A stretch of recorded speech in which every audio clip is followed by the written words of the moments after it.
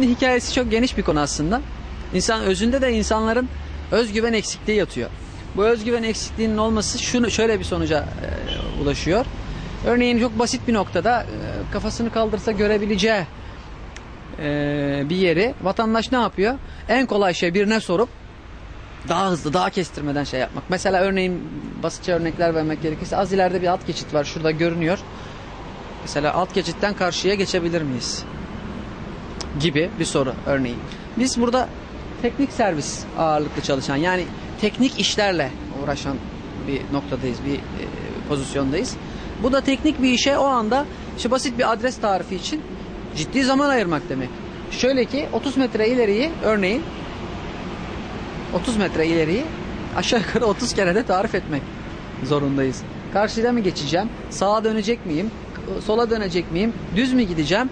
Ne kadar ileride? Çok uzak mı? 30 metreyi çok uzak mı diye tamamlayan arkadaşlar falan filan. Özünde de başta da söylediğim gibi ne var? Özgüven eksikliği galiba bu. Tüketicinin, yani vatandaşın, bir şey arayan vatandaşın ne aradığını ya tam olarak bilmemesi ya da kişisel olarak özgüvenin olmadığından dolayı istiyor ki vatandaş biri böyle alsın onu hemen götürsün, işini halletsin. Hatta fatura ödeyecekse al elinden faturayı, parayı da al götür öde, ona geri getir teslim et gibi.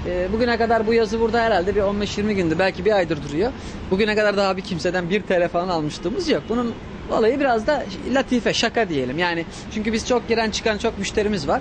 Bunu gören içeride illaki bir gülümsüyor. İşte bunun üzerinden şu an yaptığımız gibi bir diyalog yaşıyoruz falan filan. Yani işin şeyi biraz latife.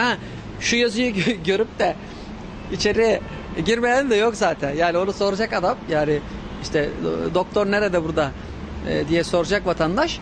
Zaten buraya hiç bakmıyor bile. Böyle bir yazının haberi yok zaten o vatandaşın yani. Öyle bir şey yok.